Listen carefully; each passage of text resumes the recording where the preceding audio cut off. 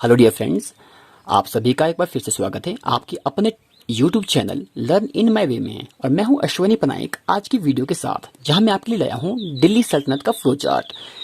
और हम सबसे पहले जानेंगे कि दिल्ली सल्तनत पे कुल कितने वंशों ने शासन किया है। तो मैं आपको बता दूं तो दिल्ली सल्तनत पे कुल 5 वंशों ने शासन किया है।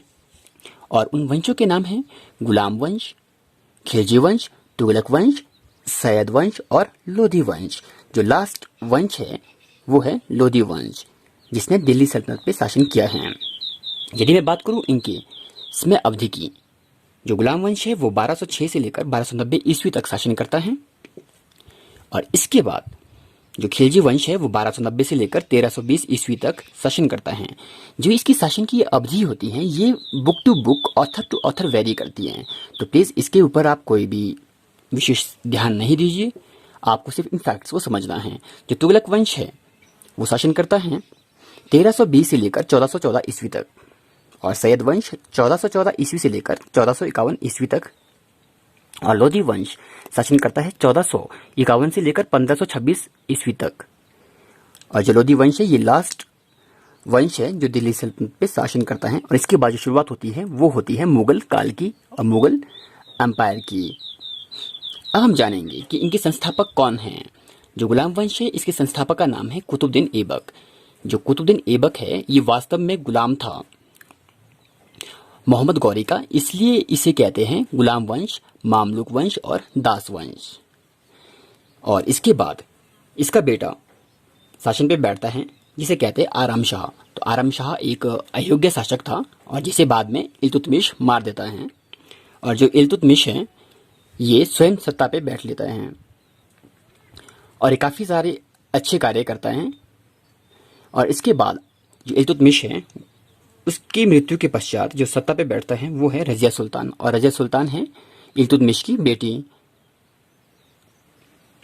बेटी। और इसके बाद जो गुलाम वंश है इसका एक महत्वपूर्ण जो शासक रहा है उसे कहते हैं गयासुद्दीन बलबन। ये काफ़ी ज़्यादा फेमस रूलर रहा है गुलाम वंश का। इसकी अगली वीडियो में हम जानेंगे विस्तार से। अभी केवल हमें इनके की पॉइंट्स को जानना है, इनके जो इंपॉर्टेंट रूलर्स हैं उनके बारे में जानना है। जो खिलजी वंश है, खिलजी वंश की जो संस्थापक का नाम है जलालुद्दीन खिलजी।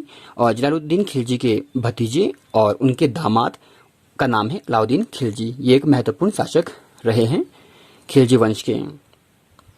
और उसके बाद आते हैं आपके मुबारक शाह और नासिरुद्दीन। अब हम जानेंगे तुगलक वंश के बारे में। जो तुगलक वंश है इसके संस्थापक का नाम है गयासुद्दीन तुगलक। और उसके बाद आते हैं महमूद बिन तुगलक। जो महमूद बिन तुगलक हैं इन्हें कहते हैं बुद्धिमान मूर्ख शासक, क्योंकि इन्होंने 4 डिसीजंस जो लिए थे अपनी ज़िंदगी में वो इन्हें गलत साबित हुए। और इसके बाद पढ़ेंगे हम फिरोज शाह तुगलक। ये एक महत्वपूर्ण शासक रहे हैं तुगलक वंश के। इसके बाद अब हम बात करेंगे सैयद वंश की। सैयद वंश के जो संस्थापक हैं उनका नाम है खिजर खां और ये शासन करते हैं 1414 से लेकर 1421 ईस्वी तक। इसके बाद जो अन्य महत्वपूर्ण शासक हैं उनके नाम हैं मुबारक शाह और मोहम्मद शाह और अलाउद्दीन आलम शाह। अब जो लास्ट वंश है जो दिल्ली सल्तनत पे शासन करता है वो है लोधी वंश। जो लोधी वंश है इसके संस्थापक का नाम है बहलुल लोधी। ये 1451 से लेकर 1489 ईस्वी तक शासन करते हैं। इसके बाद आते हैं सिकंदर लोधी। सिकंदर लोधी 1489 से लेकर 1517 ईस्वी तक शासन करते हैं। दिल्ली सल्तनत और लोधी वंश के जो आखिरी शासक है उनका नाम है इब्राहिम लोधी।